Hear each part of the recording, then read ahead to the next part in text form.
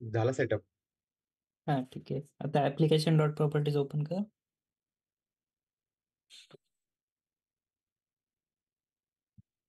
एकदा रन करून बघ.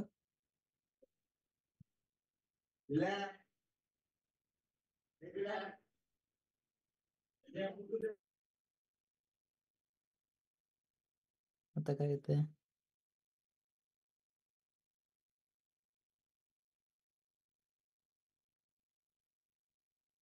खाली बघ काय. Recording in progress.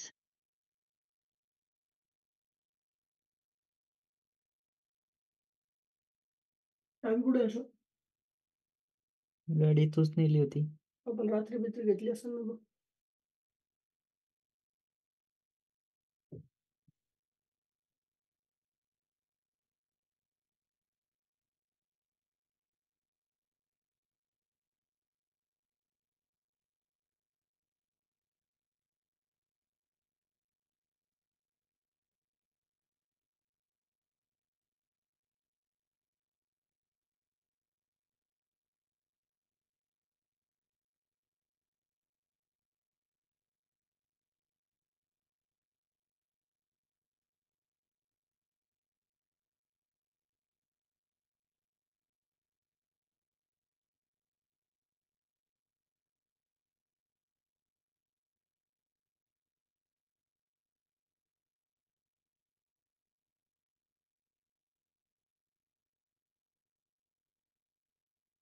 झालंय बघ इन्स्टॉल.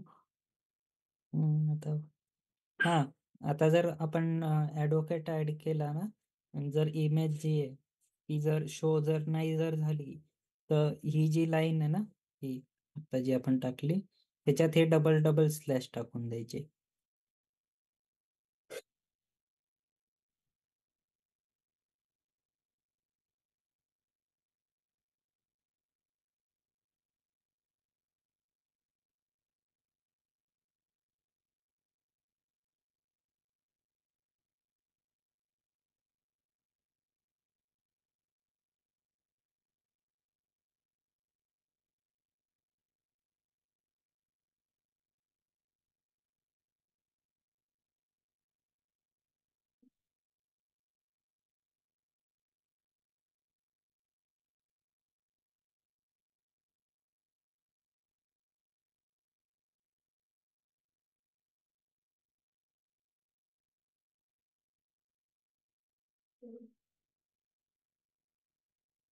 हा निघलोय पहिलं तू. नाही नाही. आलो तुला प्लॅन घेऊन.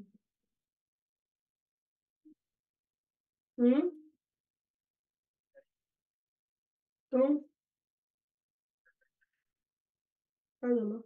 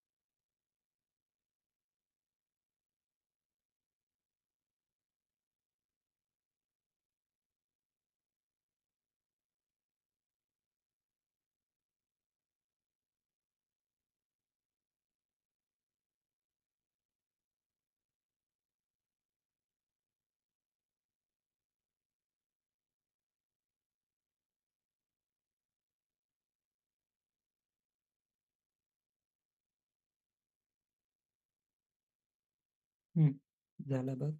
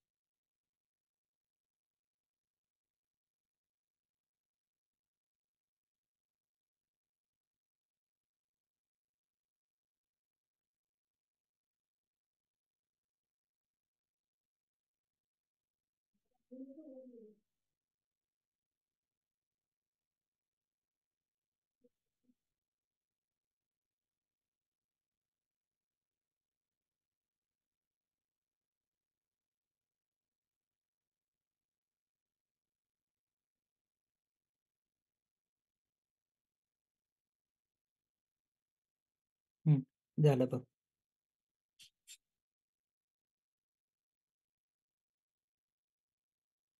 चालू झालं अभिषेक तुझं बोल.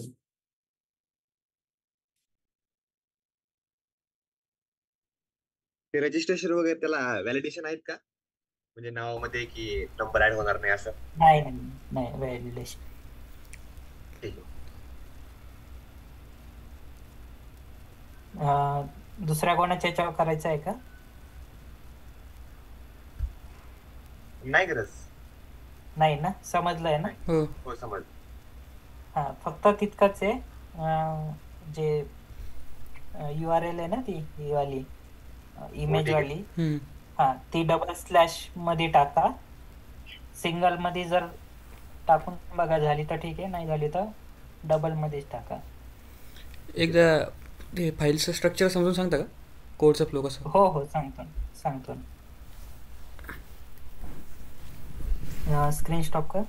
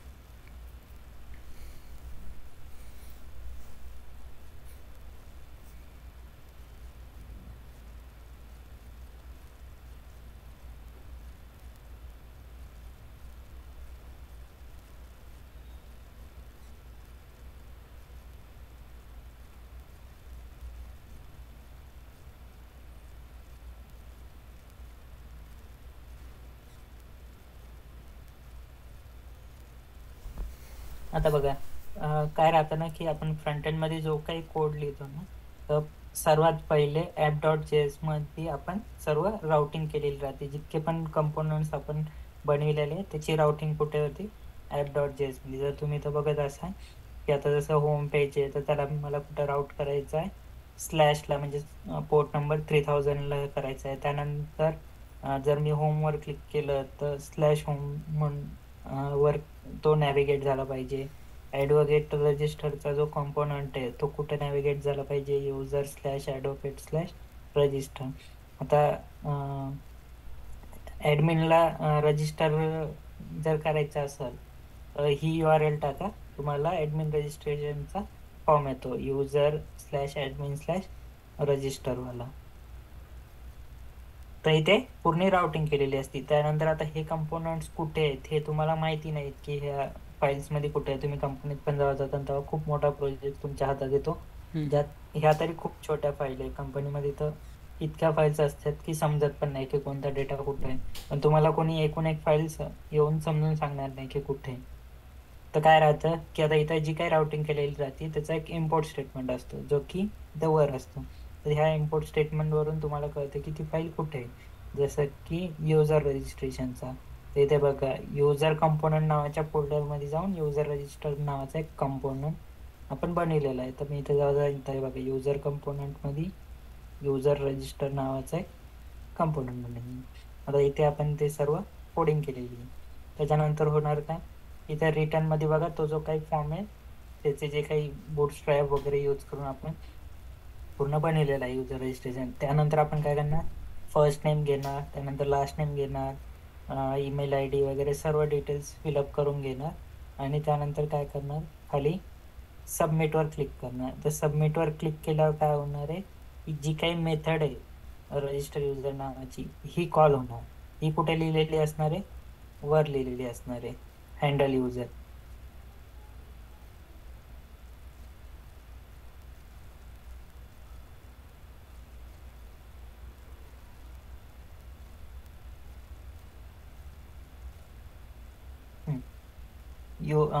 यू क्लिक केल्यावर मेथड हँडल होणार. आता आपण काय करतो ना, फ्रंट एंड आणि बॅक एंड कनेक्ट करण्यासाठी Axios यूज करतो आणि सेकंड आहे फेच. या दोन्हीपैकी तुम्ही कोणतंही यूज करू शकता. आता इथे फेच यूज केलेलं आहे. तर फेच यूज केलं त्यानंतर आपण काय करतो की जो काही API आपण लिहून ठेवलेली आहे बॅकएंडला त्या APIचा पूर्ण URL देतो. जसं की HTTP ://localhost 9090, त्यानंतर API/user/register. आता ही जी API आहे ही तुम्ही बॅकएंडला लिहून ठेवलेली, ती API क्रिएट केलेली. आता आपण इथून कोणती रिक्वेस्ट पाठवतोय, पोस्ट रिक्वेस्ट पाठवतोय. तर जसं आपण क्लिक केलं तेव्हा ही URL हिट होणार आणि ही URL हिट झाल्यानंतर इथून जो काही आहे ना तुमची HTTP रिक्वेस्ट सेंड होती कुठे, तुमच्या बॅकएंडला. ती इथून HTTP रिक्वेस्ट सेंड झाली, ती जाणार तुमच्या बॅकएंडला. बॅकएंडला कुठे येणार, ती तुमच्या कंट्रोलरमध्ये कुठे, जिथे तुम्ही ती API लिहिलेली आहे बघा, API/user, त्यानंतर आता /register.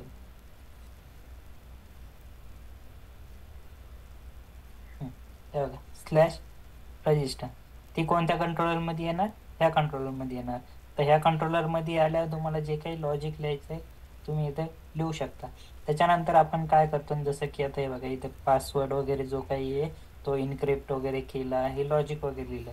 त्यानंतर आपण काय करतो की जो काही युजर आहे तो रजिस्टर आहे का नाही चेक करा, जर नसेल तर मग त्याला ॲड करा, जर एरर आला तर एरर शो करा, हे लॉजिक लिहितो. त्यानंतर आपण इथं काय करतो ना की सर्व्हिस क्लासच्या एका मेथडला कॉल करतो. म्हणजे तुमच्या इथून जो फ्लो आहे ना तुमच्या सर्व्हिस क्लासला जातो. हे बघा युजर सर्व्हिस .register युजर, म्हणजे युजर सर्व्हिस नावाचा जो काही क्लास आहे त्या क्लासमध्ये रजिस्टर युजर नावाची एक मेथड लिहिलेली आहे, तिला आपण कॉल करतो. आता सर्व्हिस क्लास काय असतो, सर्व्हिस क्लास एक इंटरफेस असतो. इंटरफेस असल्यामुळे काय आहे ना त्याला बॉडी नसती. म्हणजेच आपण काय करतोय 100% ॲब्स्ट्रॅक्शन अचीव करतो.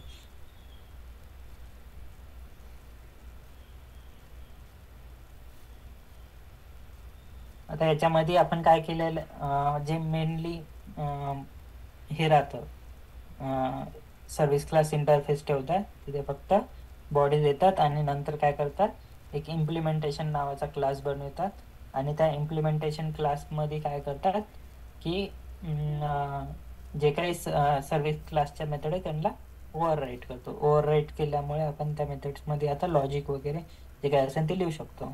तर बघा इथे पब्लिक युजर रजिस्टर युजरमध्ये आता इथं लिहिलं की जर तो नॉट नल असेल म्हणजे तो प्रेझेंट नाही आहे ह्याच्यामध्ये डेटाबेसमध्ये, तर त्याला काय करा, ॲड करा. ॲड करण्यासाठी आपण काय करतो, इथून तुमच्या रेपॉझिटरी क्लासला कॉल करतो. रेपॉझिटरी क्लासमधली जी काही मेथड आहे तिला कॉल करतो. त्याला डाव क्लास पण म्हणतात. हे बघा, युजर डाव डॉट सेव्ह. तर इथून तुमचा जो काही फ्लो आहे तो जातो तुमच्या रेपॉझिटरी क्लासला. रेपॉझिटरी क्लास पण हा एक इंटरफेस आहे जो की एक्सटेंड करतो तुमच्या JPA रिपॉझिटरीला.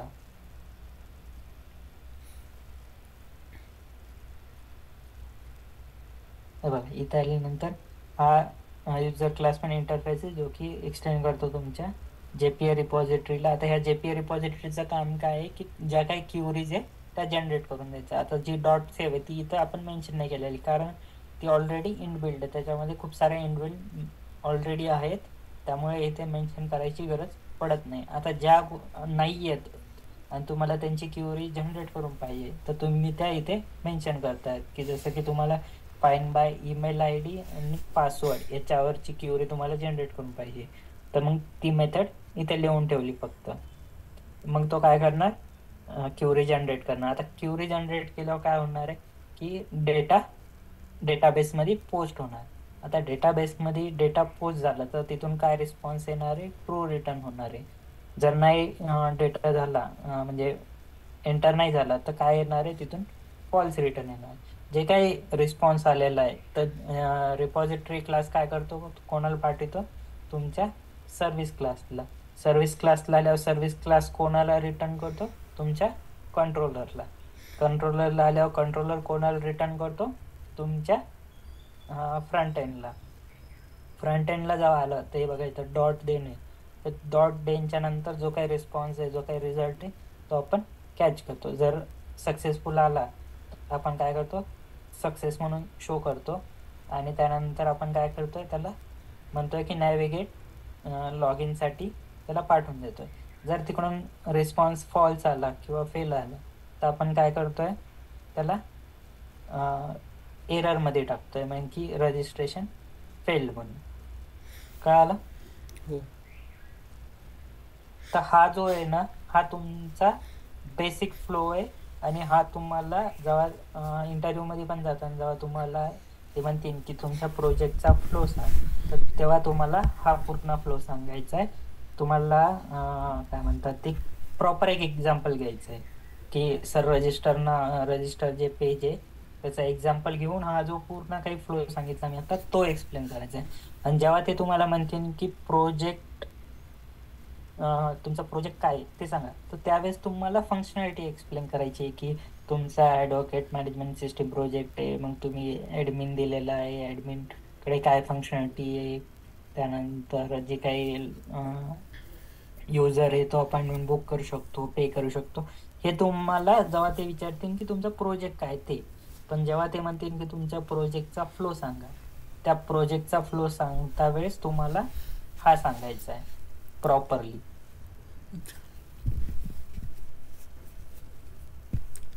कळालं?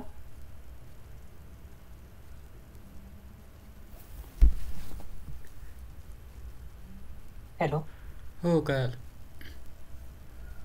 पूर्ण प्रोजेक्टमध्ये एकच फ्लो असतो, हाच फ्लो. आता ह्याच्यात काय होणार आहे तुमचं, आता इथे आपण पोस्ट केलं त्याच्यानंतर काय गेट करणार आहे, त्यानंतर आपण काय करणार आहे, डिलीट करणार आहे, त्यानंतर आपण काय करणार, सपोज एडिट करणार आहे. तर काय होणार आहे, सेम दरवेळेस काय होणार आहे, आपण काही फॉर्म वगैरे फिलअप वगैरे केलं, त्यावर एंटर केलं, त्यानंतर एक मेथड हँडल होणार आहे. मेथड हँडल झाल्यावर जी काही URL आहे ती हिट होणार आहे. हिट झाली की HTTP रिक्वेस्ट कुठं सेंड होणार आहे, तुमच्या बॅकएंडला सेंड झाली की कुठे जाणार, तो कंट्रोलरमध्ये कुठे, जिथं तुम्ही ती API लिहिलेली. API जो काही कंट्रोल त्यात लॉजिक असेल आणि तिथं काय असणार आहे, सर्व्हिस क्लासच्या मेथडला कॉल केलं असेल. मग तिथून फ्लो कुठे जाणार, तुमच्या सर्व्हिस क्लासमध्ये. सर्व्हिस क्लासमध्ये ती मेथड लिहिलेली असणार आहे आणि जे काही लॉजिक आहे. त्यानंतर तिथून आपण कोणाला कॉल करतो, तुमच्या रेपॉझिटरी क्लासच्या मेथडला. मग तिथून तुमचा फ्लो कुठं जाणार आहे, रेपॉझिटरी क्लासला. रेपॉझिटरी क्लास काय इंटरफेस आहे जो की एक्सटेंड करतो तुमच्या JPA रिपॉझिटरीला. JPA रिपॉझिटरी काय करतो, आपल्याला क्युरी जनरेट करून देतो. त्यानंतर तो क्युरी जनरेट करून दिल्यानंतर तिथून डेटा ॲड होणार आहे, तिथून एक तर फेच होणार आहे, गेट होणार आहे किंवा डिलीट होणार आहे किंवा चेंजेस होणार आहे. जो काही झालं त्यानंतर तो तिथून ट्रू किंवा फॉल्स रिटर्न करण रिस्पॉन्स काही ना काही, जो की तो पाठवणार तुमच्या सर्व्हिस क्लासला, सर्व्हिस क्लास तुमच्या कंट्रोलरला, कंट्रोलर पाठवणार तुम्हाला फ्रंट एंडला. फ्रंट एंडला आल्यावर तुम्ही काय करणार, तो जर तिकडून ट्रू आला तर फर्स्ट ह्याच्यामध्ये कॅच करणार, जर फॉल्स आला तर तुम्ही डॉट त्यांच्यानंतर एररमध्ये त्याला कॅच करणार. कळालं? हो. त्यानंतर अजून काय करायचं की तुमच्या ह्याच्यामध्ये जायचं बॅगेंडमध्ये, जितके पण ॲनोटेशन असतील ना सगळे लिहून काढायचे आणि त्यांचे डेफिनेशन्स आणि त्यांची वर्किंग वगैरे काय आहे ती सर्व लिहून काढायची आणि ती पाठ करून घ्यायची. कारण तुम्हाला इंटरव्ह्यू क्वेश्चनमध्ये विचारणार की तुमच्या ह्याच्यात कोणकोणते ॲनोटेशन आहे, किंवा ते एक तर ते स्वतः विचारतील तेव्हा 5-6 तरी तुम्हाला सांगता आले पाहिजे, त्यांचे डेफिनेशन वगैरे, त्यांचे वर्किंग वगैरे, किंवा ते स्वतः एखादा ॲनोटेशन सांगतील की हे ॲनोटेशन याचा यूज काय किंवा कुठे यूज केला. तर त्यामुळे सगळे ॲनोटेशन लिहून काढायचे, जसं की हे @post mapping, @API operation, @request body, @AutoWire, @परम, हे सर्व काढून घ्यायचे, त्याच्याबद्दल माहिती लिहायची. त्याच्यानंतर जेव्हा तुम्ही रिॲक्टमध्ये येता तर रिॲक्टमध्ये आल्याच्यानंतर जितके पण हुक्स वगैरे असतील त्यांची एक लिस्ट काढून घ्यायची, त्यांच्याबद्दल माहिती करून घ्यायची. जसं की यूज नॅव्हिगेटर हा हुक आहे, हा काय करतो, यूज स्टेट काय करतो, यूज इफेक्ट काय करतो, त्याची डेफिनेशन वगैरे, प्रॉप्स काय असतात. त्यानंतर आपल्या ह्याच्यात फंक्शन कंपोनंट यूज केला आहे तर क्लास कंपोनंट काय असतात, फंक्शन कंपोनंट काय असतात, क्लास आणि फंक्शनमध्ये डिफरन्स काय आहे हे यूज करून घ्यायचं. त्यानंतर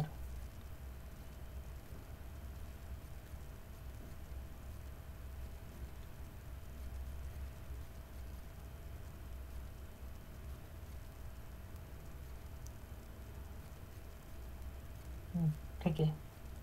ते कनेक्टिव्हिटी आपलं फ्रंट एंड आणि बॅक एंडची ते आपण मेथडची पोस्ट करतो तिथनंच होत असते ना सगळी? हा, इथूनच होती. हे जे तुला म्हणलं ना, एक मिनिट एक ही मिनिट जी हे लोकल होस्ट ही 9090 हा पोर्ट नंबर आपला स्प्रिंग जिथं आपला हा जो डिप्लॉय, आहे ना लोकल होस्ट 9090 हा बॅक एंडचा पोर्ट नंबर असतो. पण तो समजा आता आणि माझ्या जो मशीनवरती नाही का, ते दुसऱ्या पोर्टवरती हा स्प्रिंग चाललं तर मग एरर येईल ना? हा हा जर आता तुझं जर बॅकएंड जर 808 वर चालू असेल तर तुला काय करावं लागेल, ह्या प्रोजेक्टमध्ये जिथे कुठे 9090 आहे तिथे 8080 करावं लागेल, आपण तरच तो स्प्रिंगमध्ये कुठं बॅकएंडला सांगतो कनेक्ट होईल ना. आपला जो सर्व्हर आहे स्प्रिंगचा टॉमकॅट वगैरे, हा तर त्याला आपण हा मेन्शन करू शकतो स्पेसिफिक, म्हणजे मला दरवेळेस जेव्हा आपण रन करणार तर हा स्पोर्ट पाहिजे. हा करू शकतो ना. आता तू जर ॲप्लिकेशन डॉट प्रॉपर्टीजमध्ये आला ना तर इथे बघ हा सर्व्हर पोर्ट म्हणून लिहिलेला आहे. अच्छा. इथे तू टाकू शकतो तुला कोणता पोर्ट नंबर पाहिजे. इथे आता 9090 केलं म्हणून 9090ला रन होतोय. जर इथे काहीच नाही ठेवलं तर डिफॉल्ट 808ला तो रन करतो. अच्छा. पण तुला जर वेगळा पाहिजे असेल तर तू इथून चेंज करू शकतो.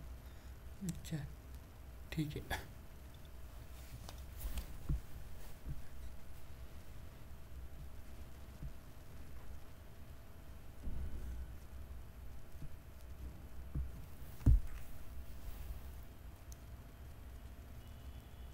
त्यानंतर तुला एक फाईल पाठवतो.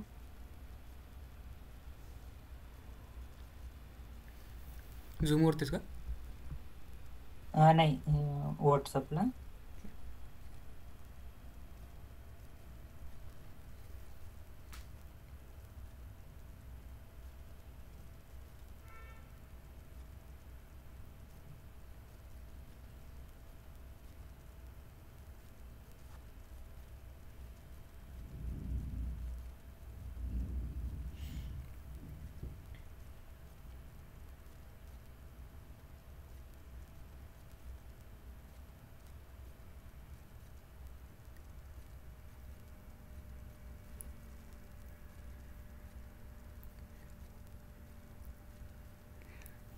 अशोक सर, रिटेस्टला ग्रेस वगैरे लागतो का? लागतो वाटतं ग्रेस. कारण की आम्ही 5 जण याला हे होतो, आयडिया रिटेस्टला होतो. कोणता होता का? जावा. जावा होता का? हां. किती 20 मार्क पडतील का? पडतं इझी होता क्वेश्चन, म्हणजे तसं बघितलं तर 14-15 क्वेश्चन थिअरेटिकल होते बेसिकवाले. ते व्हर्च्युअल आपलं अच्छा, बेसिकच चालते आणि मग माझ्या बाकीचे. मते लागतो वाटतं, पण कन्फर्म नाहीये रे. म्हणजे ह्याला तर लागतो मला माहिती आहे, रेग्युलर. फर्स्ट ह्याला. हां. हा, इकडे पण लागत असेल 3 मार्क्सचा. तर मे बी मग तुला 17 पाहिजे असतील. 17 आले तर 4 कटतील ना. हो. 4 कटले तर ते किती येणार? 16. 13. आणि ते 3 मार्काचा ग्रेस. तर असं करून ते 16 देतील मग. अच्छा. जर हा डिप्लॉय करायचा असेल तर काय करावं लागेल? डॉकरला. डिप्लॉय बघ, तुला नेटलिफायवर तुला फ्रंट एंड डिप्लॉय करता येतं. आणि जे काही तुझं बॅक एंड आहे मग त्यासाठी वर्सेल एक आहे, त्याच्यानंतर AWS आहे. पण हा त्याची हा लिमिट असती 1 महिना 2 महिने काहीतरी. त्याच्यानंतर ते तुमचे हे चालू होऊन जातात, चार्जेस. क्रेडिट कार्ड्सचे डिटेल्स घेतात ते. हा हा आणि जर तुम्ही तिथून जर काढून नाही टाकला तर तुमचे पैसे कटायला चालू होऊन जातात. सुरुवात. आपण ते इन्स्टंट स्टॉप पण करू शकतो ना, जेव्हा पाहिजे तेव्हाच म्हणजे ऑन करायचं, असं पण आहे ना हा, त्याच्यात. मग तेच ना. AWS मध्ये तर काहीतरी 1 इयरचा होता आधी. आता किती दिवसाचे मला एक्झॅक्ट माहित नाही, पण माझा ते एक तुम्हाला फ्रेंड एकदा आहे, तो AWS केलेलं आहे, त्याला बोललो तुम्ही म्हणलं प्रोजेक्ट मला डिप्लॉय करायचा, तो हो बोलला होता. तर हा, मग ते म्हणजे ते कितीतरी दिवसाचं असतं फ्री. त्याच्यावरती म्हणजे आपल्याला फ्रंट एंड आणि बॅक एंडच्या सोबतच द्यायला लागेल का फाईल हा डिप्लॉयसाठी? हा आणि तिथं मग हे सगळे पोर्ट वगैरे. AWS मध्ये फ्रंट एंड बॅक एंड दोन्ही पण करता येईल, किंवा नेटलिफायवर फ्रंट एंड करता येतं. आणि मग बॅक एंड साठी तू AWS यूज कर किंवा वर्सेल यूज कर, कोणताही यूज कर. नेटलिफाय फ्री आहे कंटिन्यू, त्यामुळे त्याचा काही ताण नाही आहे. फक्त बॅक एंडलाच तुला बघावं लागेल. पोर्ट नंबर वगैरे चेंज करायला लागेल तिथले मग फाईलच्या प्रॉपर्टीमध्ये जाऊन. हा, ते एक युट्यूबला तुला प्रॉपर व्हिडिओ बघावं लागते. तिथे जाऊन मग ते सर्व काय म्हणतात ते सांगतात की कुठे कुठे चेंजेस करायचे. ते application.properties मध्ये जाऊन पण आहे ना, तुला प्रॉपर चेंजेस करावं लागतील. कारण ते जे काही डेटाबेस आहे का, आता सध्या आपलं लोकल होस्ट MySQL चालू आहे. तर आपण जे application.properties मध्ये MySQL चे डिटेल्स टाकल्या, तर जेव्हा आपण AWS किंवा जी कोणतं यूज करणार, तर तिथं जो काही डेटाबेस असेल तो क्रिएट करून जी काही तुझी तिथं हे URL वगैरे ते जे जे काही देतील, आणि तिथं जो काही डेटाबेसचं नाव करून क्रिएट करशील, तर त्याचे डिटेल्स तिथे टाकावं लागतील. त्याचा पासवर्ड त्या डेटाबेसचा तो टाकावा लागेल. सध्या आपण जे इमेजेस स्टोअर करतोय ते तर आपण याच्यावर करतोय ना, साध्या हार्ड डिस्कवरती आपल्या. हा, आपल्या लोकल होस्ट ते तर डेटाबेसला पण जात नाही. हा, नाही. मग तिकडे कसं आपण होईल? एक सर्व्हर क्रिएट केलेलं आहे आपल्या ह्याच्यामध्ये, PC मध्येच. जिथे आपण काय करतो, जसं आता आपण तो जो पाथ सेट केला ना, हां. त्या पाथला तो सर्व्हर क्रिएट केलेला आहे. तर आपल्या जी फाईल आहे ती कुठून जरी तू हे केली, काय म्हणतात, इम्पोर्ट करून जेव्हा तू रजिस्टर करतोय, हां. तर ती फाईल तिथे जाती. त्या जे इमेज नावाचा फोल्डर आहे ना, तिथे जाऊन ती सेव्ह तिथे होणार. जाती. हा,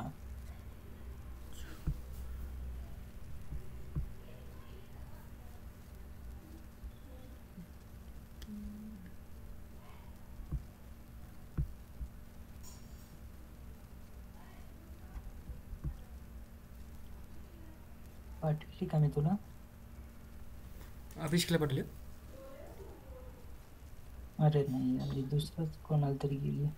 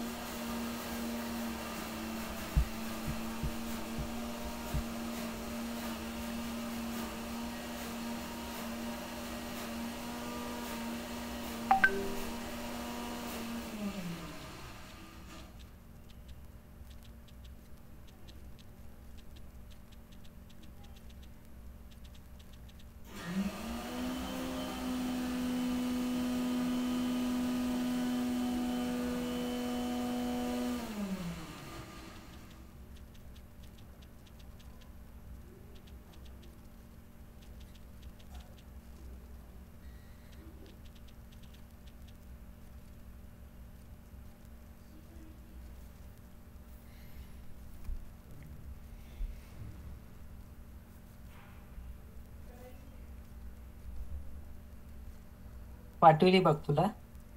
त्याच्यामध्ये आहे ना इंटरव्ह्यूचे क्वेश्चन आन्सर आहेत तुमच्या प्रोजेक्टच्या हिशोबाने आहे ना. हम्म. जे आन्सर वगैरे आहेत ना त्याच्यामध्ये चेंजेस वगैरे करून घ्या तुम्ही. आता आम्ही काय करणार आहे, तुमचा जो UI आहे ना फ्रंट एंडचा, तो हा त्यात थोडंसं मॉडिफाय करणार आहे. ते आमचं मॅमला हा दाखवताना हा तुम्ही आता काही करू शकता. त्यात UI चेंज करा, तुम्हाला अजून फंक्शनॅलिटी ऍड करायची ऍड करा, करू शकता तुम्ही, काही हरकत नाही. तेच आम्ही दाखवताना पूर्ण वेगळं दाखवलं होतं. आता ते थोडं चेंज होऊन जाईल. हा आणि हा काही नसतं इतकं, चेंज करावंच लागतं गोष्टी. यात काय प्रॉब्लेम आता आणि आम्हाला हेल्थ? हा हा हॅलो. चालेल ना. हा हा एकदा आम्ही काय करतो, प्रोजेक्ट फक्त पूर्ण समजून घेतो आमच्या पद्धतीने, आमच्या लेवलला. जर काही क्वेरी हे वगैरे बघा असेल. कधी पण आहे ना, हा चेंजेस करताना काय करायचं माहितीये का कधी पण ना, की आता सपोज तुम्ही